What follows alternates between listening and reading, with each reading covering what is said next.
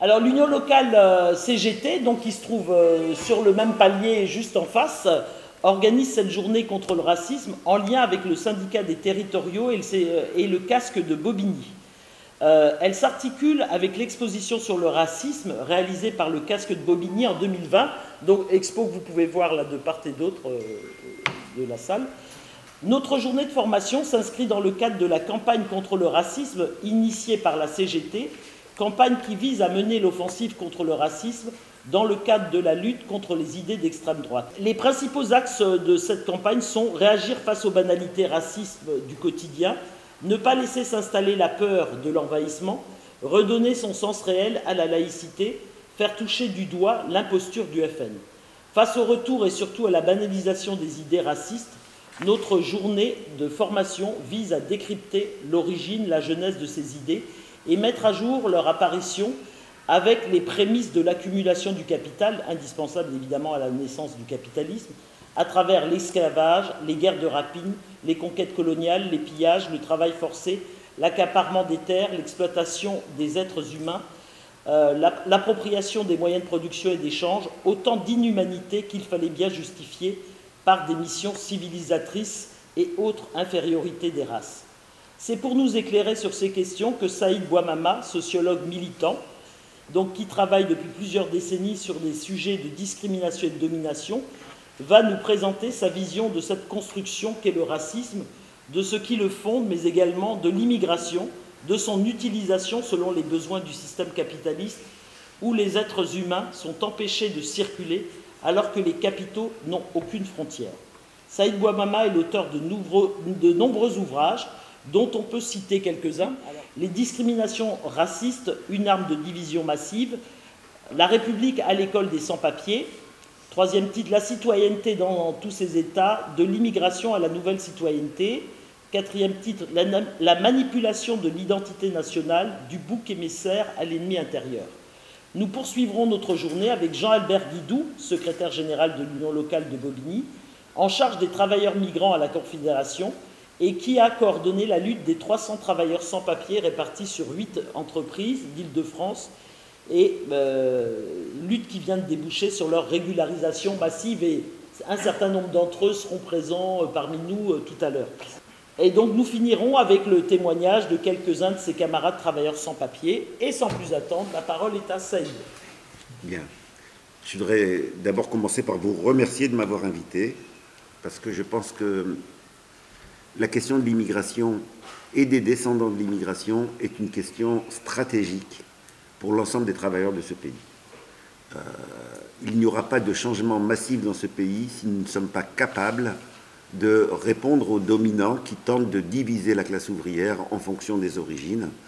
Et quand je dis cela, ce n'est pas une figure de style.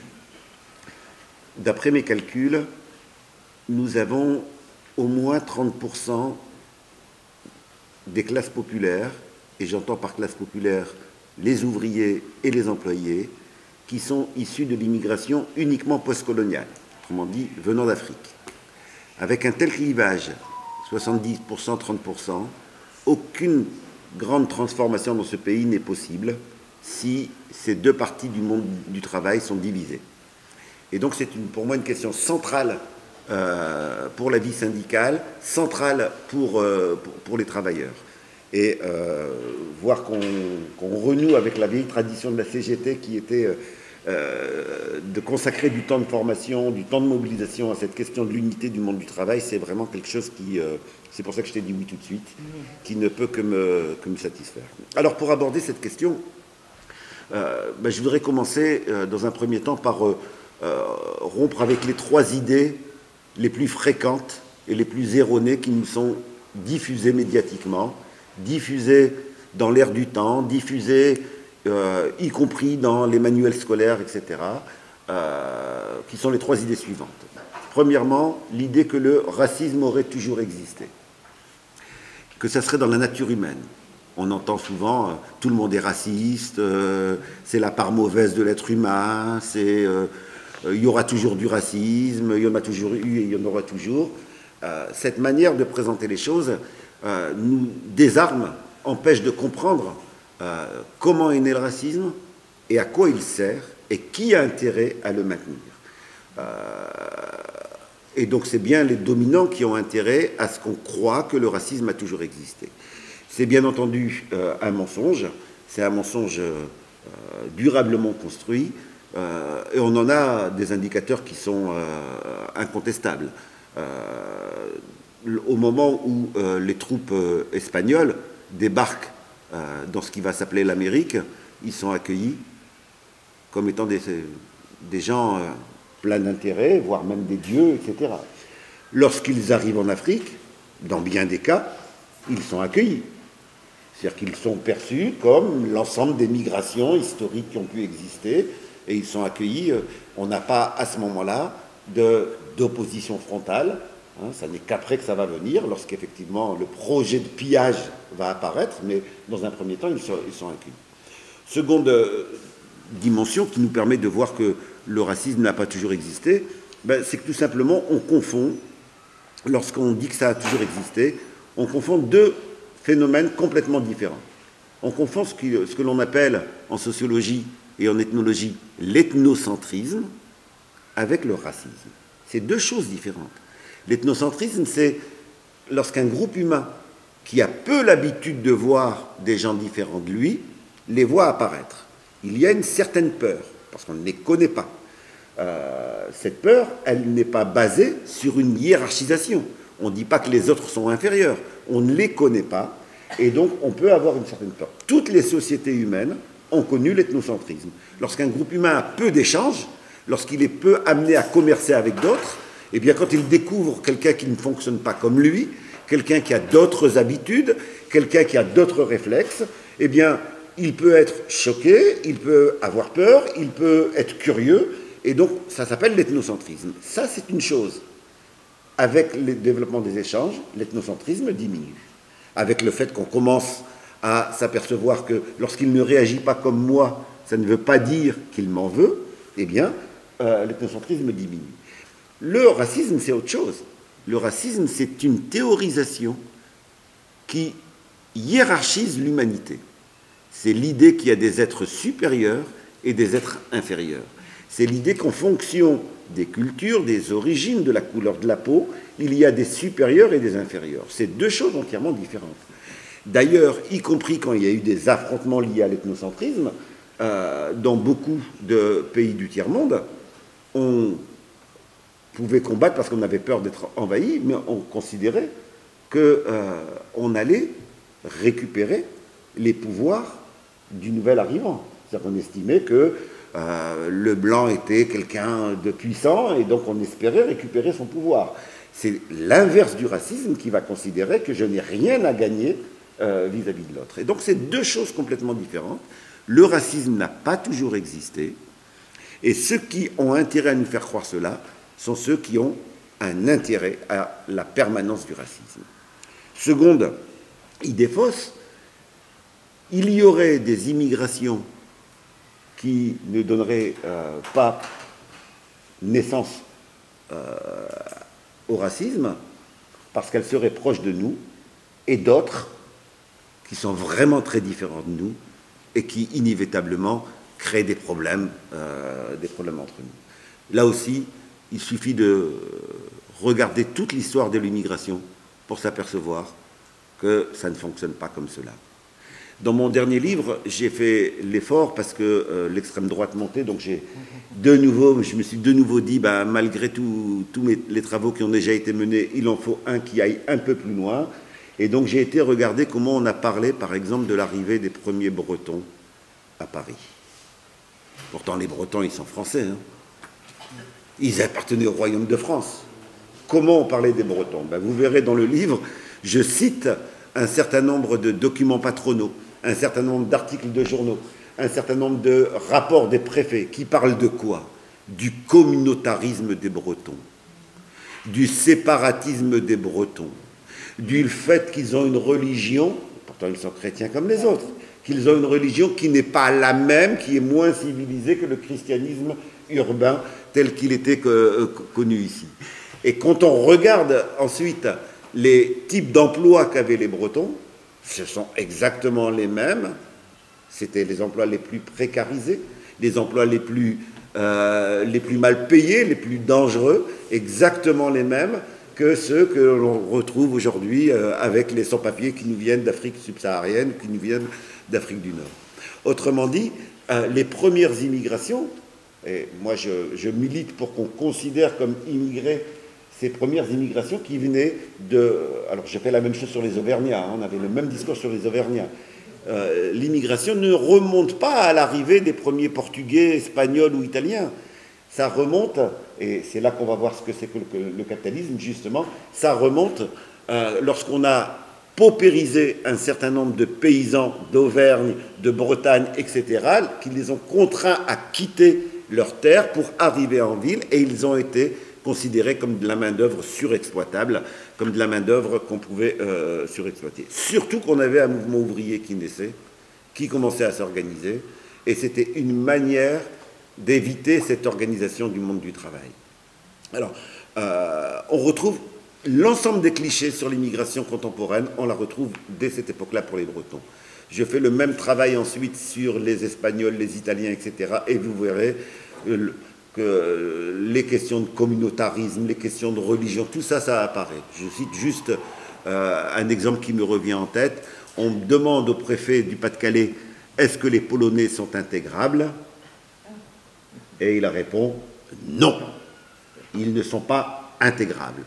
Et dans la citation que je donne, vous remplacez Polonais par Malien ou Polonais par Africain du Nord, vous aurez toutes les mêmes caractéristiques.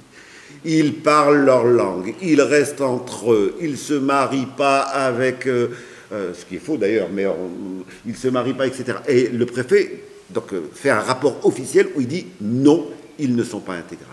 On voit bien qu'il n'y a pas de différence entre les différentes immigrations, elles sont traitées de la même manière. En fait, il y aura une petite différence, j'y reviendrai après, qui est liée à la colonisation, mais ça, j'y reviendrai après. Troisième idée fausse, l'idée qu'il y aurait des cultures qui pourraient s'intégrer dans la culture française et d'autres cultures qui ne pourraient pas s'intégrer. Et là aussi, toute l'histoire des discours sur l'immigration montre qu'on a considéré que la culture bretonne était inintégrable dans la société française, que la culture auvergnate était inintégrable, que les Italiens étaient inintégrables. On a ce même discours en permanence. La dernière immigration est toujours construite comme étant trop différente, comme étant trop dans l'altérité, et donc ne pouvons pas s'intégrer. Quand on jette ce regard historique, on voit bien que le racisme est une construction. Pourquoi est apparu le racisme? D'abord, qu'est-ce qu'on avait avant la naissance du capitalisme?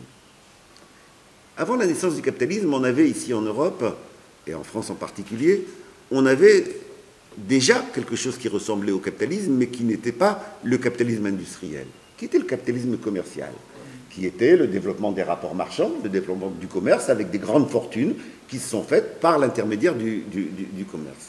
Ce type de société est apparu ailleurs. On l'avait, par exemple, dans l'Afrique du Nord du Moyen-Âge. On avait des gros commerçants, mais ça n'a jamais donné naissance au capitalisme industriel. On l'avait en Chine, de manière encore plus lointaine. On l'avait en Chine, mais ça n'a jamais donné naissance au capitalisme industriel.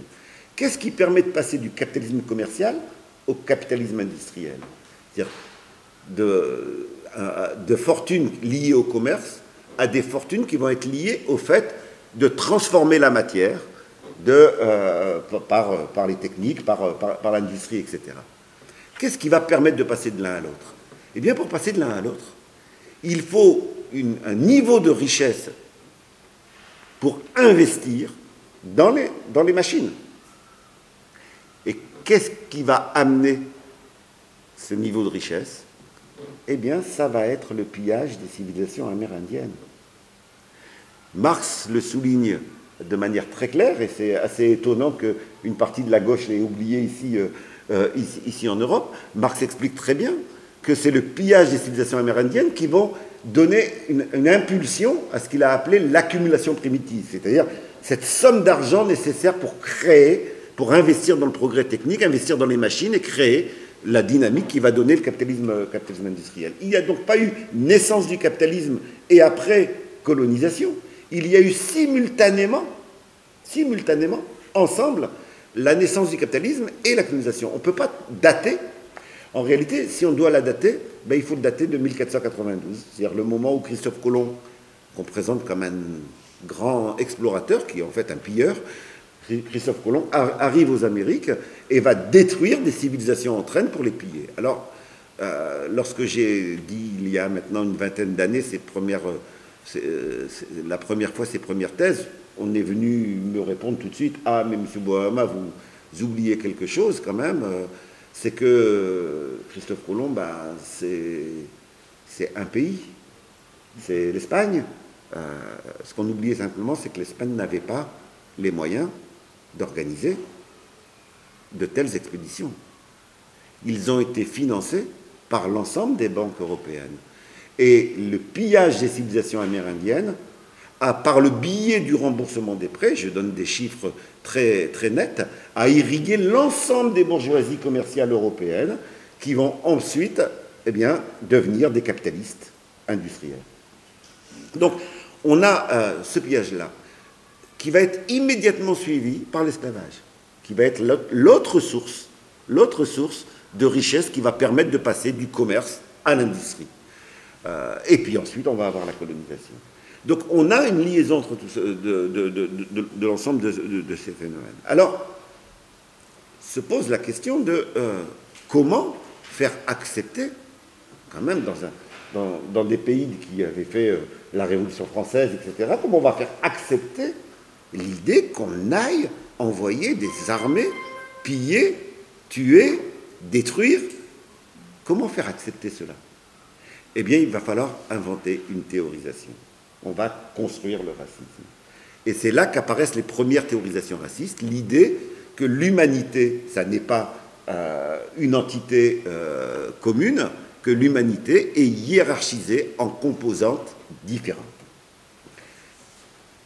Et donc on va donc inventer le racisme, avec, je le disais dans le film, avec comme premier âge le racisme biologique. On va donc considérer que nous avons des corps différents lorsque l'on est noir, asiatique ou européen, et que certains corps sont supérieurs à d'autres. C'est exactement la même théorisation que sur l'égalité homme-femme. On a commencé par le sexisme biologique. On a dit que dans le corps de la femme, il y avait une infériorité, et que l'homme était supérieur à la femme, biologiquement. Ça a été la même théorisation, qui a apparu au même moment, parce qu'on avait besoin de hiérarchiser de nouveau, pour surexploiter les femmes, eh bien, on avait besoin de hiérarchiser. Ce premier âge, il va fonctionner pendant des décennies.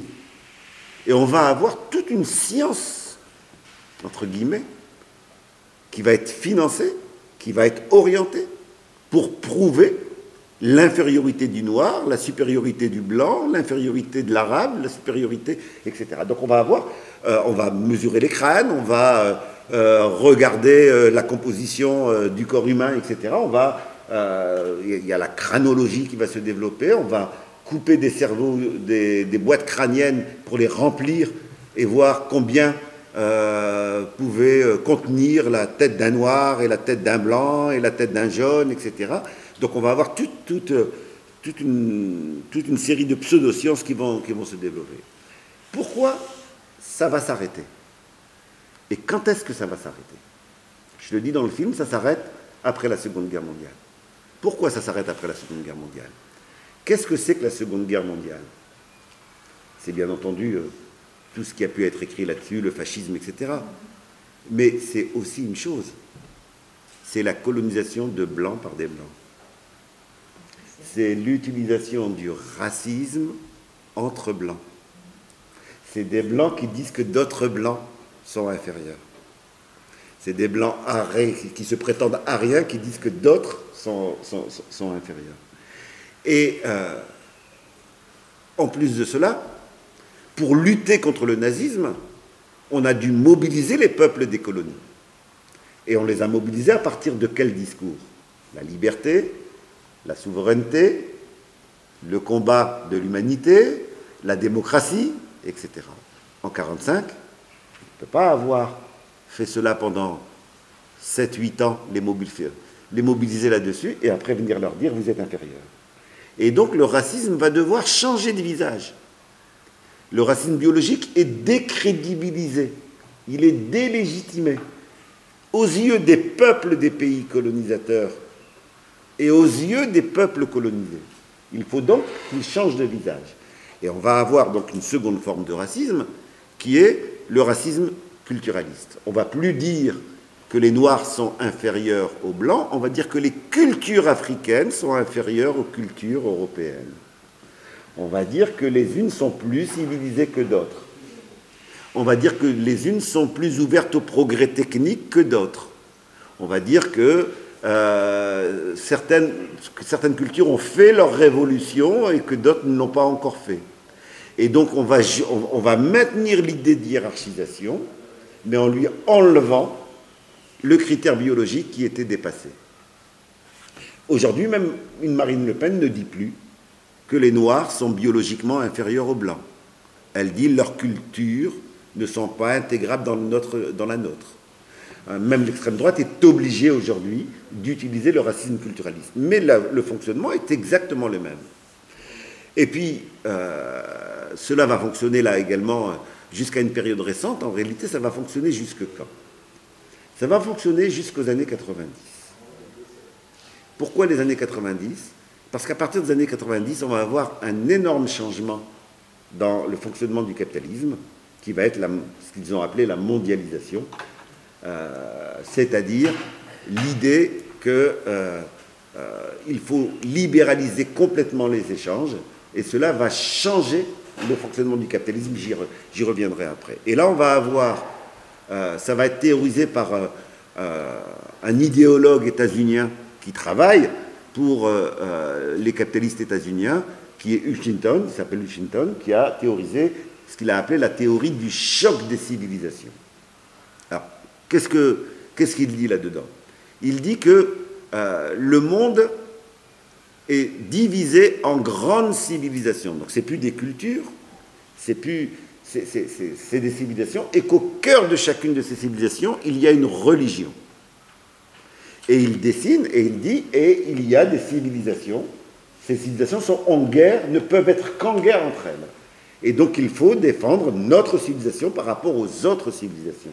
Donc c'est quelqu'un qui vient justifier toutes les guerres qu'on va connaître, l'Afghanistan, l'Irak, la Syrie, etc. Sous prétexte de lutte contre le terrorisme, on est parti mener des guerres un peu partout. Ça, c'est théorisé. Et bien entendu, pour théoriser cela, il faut dire qu'il y a certaines civilisations qui sont inférieures à d'autres. C'est quoi ces grandes civilisations? Il nous dit la civilisation islamique, la civilisation africaine, mais pour l'Afrique, c'est encore plus péjoratif, puisqu'il se pose la question, est-ce qu'on peut appeler ça civilisation? Donc pour lui, il se demande même s'ils ont atteint le stade civilisé. Donc islamique, orthodoxe et confucéenne, c'est-à-dire la Chine.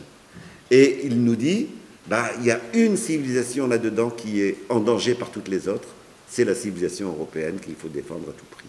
Donc on voit bien qu'il reproduit sous une autre manière, et on va avoir le racisme contemporain, qui est un racisme qui va être centré sur la négrophobie. Quand Macron va en Afrique aujourd'hui dire le problème de l'Afrique, c'est que leurs femmes font beaucoup d'enfants, ce qui est quelque chose de complètement anti-scientifique. Toutes les sciences démographiques ont complètement démontré quoi? Quand est-ce que diminue le nombre moyen d'enfants dans une société? Eh bien, ça diminue quand les conditions de vie s'améliorent. On l'a vécu en Europe. C'est pour cela que si on remonte l'histoire de l'Europe, on a des grandes familles. Et quand est-ce que ça augmente? Lorsque la précarité augmente. D'ailleurs, on voit aujourd'hui, dans les plus pauvres de notre pays, réaugmenter le nombre moyen d'enfants. Et donc, ce n'est pas les cultures qui font qu'on a beaucoup d'enfants, c'est les conditions de vie qui font que oui ou non on a beaucoup d'enfants. Et c'est parce que la situation en Afrique reste une situation de pauvreté et de précarité forte qu'on a un nombre moyen d'enfants plus important qu'ailleurs. Et donc on a cette idée qu'il y a des civilisations qui en elles-mêmes portent leur malheur. Hein, c'est dans leur culture. Quand Sarkozy va en Afrique, sur la démographie, c'était Macron, Sarkozy, lui, quand il va en Afrique, il dit quoi à l'université de Dakar? Il dit « l'homme africain n'est pas entré dans l'histoire ».